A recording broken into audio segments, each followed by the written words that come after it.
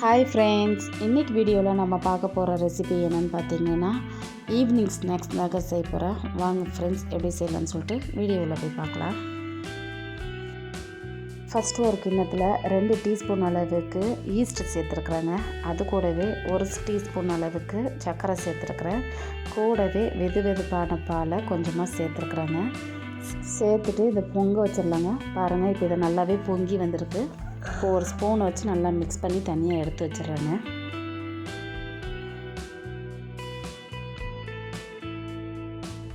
இப்போ வேறு ஒரு கிண்ணத்தில் 1.5 கப் அளவுக்கு மைதா மாவு எடுத்துருக்குறேங்க. அதை நான் சேர்த்துக்கிறேன். மைதா மாவு சேர்க்காதவங்க கோதுமை மாவு சேர்த்துக்கோங்க. சேர்த்துட்டு இது கூட ஒரு முட்டை ஊற்றிருக்குறேங்க. அது கூட டேஸ்ட்டுக்காக கொஞ்சமாக உப்பு சேர்த்துருக்குறேங்க. சேர்த்துட்டு நம்ம ஆக்டிவேஷன் பண்ணி வச்சுருக்கிற ஈஸ்ட்டையும் சேர்த்துக்கலாங்க. சேர்த்துட்டு இப்போ இதை நல்லா மிக்ஸ் பண்ணி நல்லா சப்பாத்தி மாவு பண்ணிடுற அளவுக்கு நம்ம பிணைஞ்சி எடுத்துக்கலாங்க.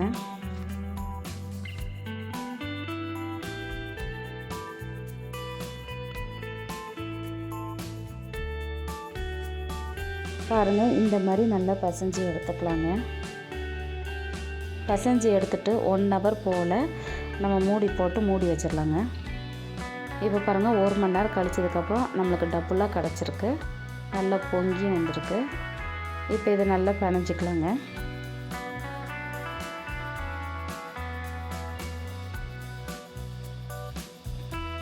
இப்போ பாருங்கள், மாவு வந்து நம்மளுக்கு தயாராக இருக்குது. இப்போ வந்து நம்ம இதை விரிக்க ஆரம்பிச்சிடலாம்.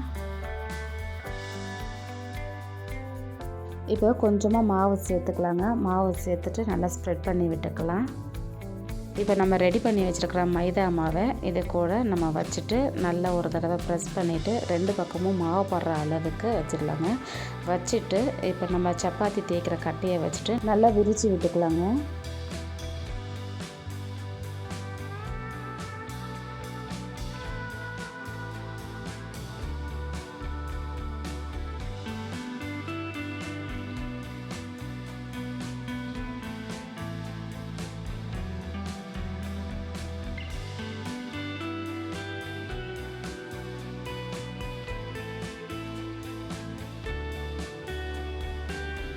இந்த மாதிரி மீடியமாக நம்ம தேய்ச்சி எடுத்துக்கலாங்க. மெலிசாவும் இல்லாமல் ரொம்ப தின்னாகவும் இல்லாமல் இந்த மாதிரி நம்ம விரித்து எடுத்துக்கலாங்க.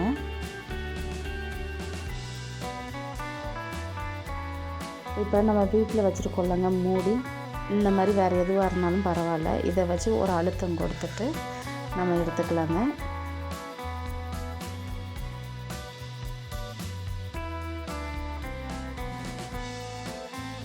பாருங்கள், அந்த மூடியை வச்சு நம்ம பண்ணதில் ரவுண்ட் ஷேப்பு கிடச்சிருக்கு. இப்போ இதே மாதிரியே அந்த மாவில் எல்லாத்தையும் நம்ம ரெடி பண்ணி எடுத்து வச்சுக்கலாங்க.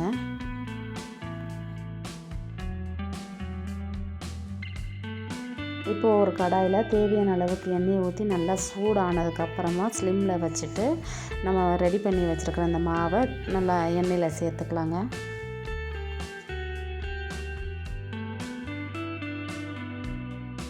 இப்போ இது நல்லா கோல்டன் கலர் வர வரைக்கும் நல்லா வேக வச்சு எடுத்துக்கலாங்க. இது ரொம்ப அதிகமான தீயில் இருக்கக்கூடாது, நார்மல்லே இருக்கட்டும். இப்போ இது வந்து நல்லா பொரிச்சு எடுத்துக்கலாங்க. பாருங்கள், இப்போ பாருங்கள், நல்லாவே உப்பி வந்திருக்கு. நம்ம திருப்பி போட்டு நல்லா வேக வச்சு எடுத்துக்கலாங்க.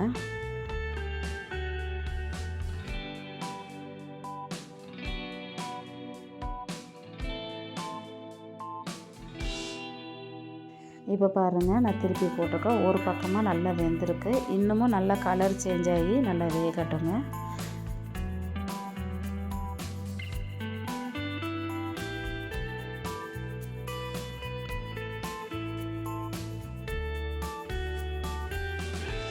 இப்போ பாருங்கள், ஒரு பக்கம் நல்லா செவந்து வந்திருக்கு. நம்ம அப்பப்போ இது இடையில திருப்பி போட்டுக்கிட்டே இருக்கலாங்க.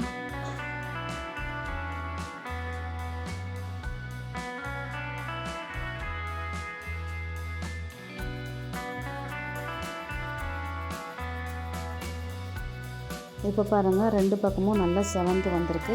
இப்போ ரெடி ஆகிடுச்சு. நம்ம எடுத்து வெளியே வச்சுக்கலாங்க.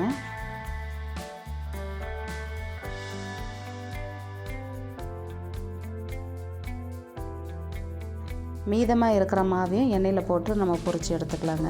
இப்போ பாருங்கள், இது ரெடி ஆகிடுச்சு.